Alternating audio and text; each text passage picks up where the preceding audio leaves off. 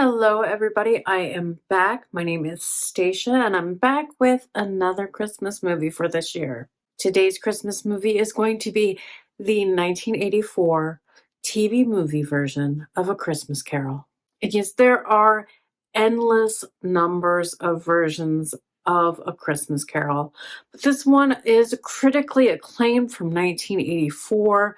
It was a TV movie in the United States. In the UK, it was released in theaters, and it stars George C. Scott this time as Ebenezer Scrooge. We have Frank Finley as Jacob Marley. Angela Pleasence is the ghost of Christmas past, and yes, she is Donald Pleasence's daughter. Edward Woodward is the ghost of Christmas present. We have Michael Carter as the ghost of Christmas yet to come. Then we have David Warner as Bob Cratchit, Susannah York as Mrs. Cratchit, Anthony Walters as Tiny Tim, and Roger Rees as Ebenezer Scrooge's nephew, Fred Halliwell. Of course, this one is still the same basic story as A Christmas Carol, where Ebenezer Scrooge is this old, rich miser, doesn't have the Christmas spirit, is warned that he will be condemned to a death in the fiery pits of hell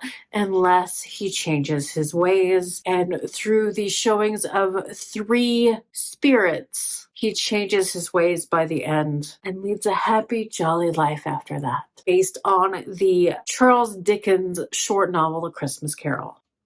What probably sets this version apart is it leans into the scarier parts of the story more, a darker part, and George C. Scott's performance in this is more in line with the Ebenezer Scrooge of the A Christmas Carol short novel, where he is not just a grumpy old man. He gets a sort of joy out of his sadistic dislike of people and the Christmas spirit. And this is directed by Clive Donner, a British director who incidentally worked as an editor on the 1951 version of A Christmas Carol. This is also notable because the whole cast and crew of this movie is British except for George C. Scott. And speaking of George C. Scott and his performance in this TV movie, he was nominated for an Emmy for Outstanding Lead Actor in a limited series or special for playing Ebenezer Scrooge. And these type of TV movies were staples back in the 70s and 80s, even before then. They've kind of fell by the wayside with streaming services and everybody's changing taste. Really, when we have holiday movies now, it's more in line with a Hallmark type of romantic Christmas story. There used to be a version of A Christmas Carol every 10 years come out on TV. And this was a huge hit at the time as well. You would gather around with your family and watch this. And it was something the whole family took part in. All of those things like The Grinch and Frosty the Snowman and all of those Rudolph the Red-Nosed Reindeers, those are all TV specials. And in the US, this originally filmed on CBS television in mid-December of 1984. But like I said, it was released as a theatrical release in England in December of 1984. And for a certain generation, this is the definitive version of A Christmas Carol. For Gen X and older millennials, this is the one that they remember when they were a child. The Albert Finney one, also of the Gen X generation, is probably well remembered too. And Scrooged, of course, with Bill Murray. But as a straight adaptation of A Christmas Carol, a non-musical version, non-reimagining, the George C. Scott version is the pinnacle for people of a certain age.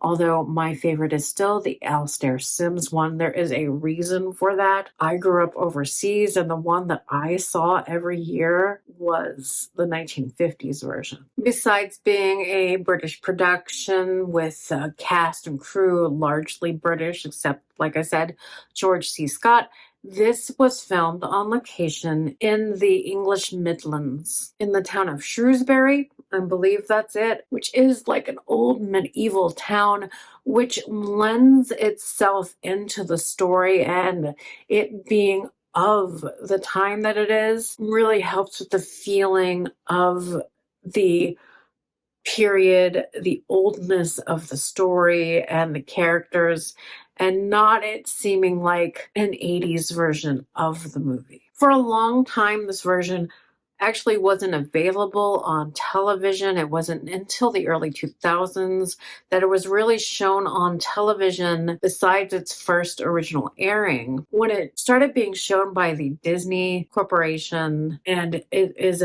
widely available now for streaming, and you can buy it on DVD or Blu-ray now. And if you happen to have the VHS version of this, you still have the fades in and fades out from the television broadcast of this, which they very carefully picked those moments to fade in and fade out with the television version of that to separate it into the traditional acts that are present in the book itself. So they planned all those breaks to hit at the right moment for each transition in the story. As if you've ever read the book A Christmas Carol, you'll know those breaks. But if you're watching it on DVD or Blu-ray, those have largely been removed. So yes, if you're looking for another version of A Christmas Carol to watch, you can't go wrong with the 1984 version starring George C. Scott as Ebenezer Scrooge. It is a solid version of the story of Scrooge, a little bit different portrayal of the character of Scrooge, because he's just not a bitter, old, one-dimensional character. He kind of has a humor to him and seems like he enjoys being the way he is before he gets shown the light by the ghost. So that makes it more interesting.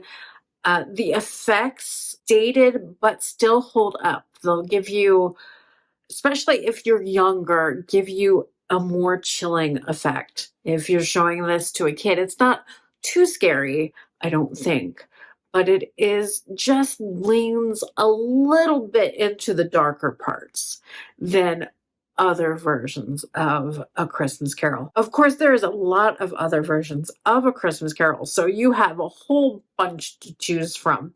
But thank you for watching again, and I will see you next week with another Christmas movie. Have a great holiday season. Again, thank you all for subscribing. I'm about to 600 subscribers now. My original goal for this year was to get 500 subscribers.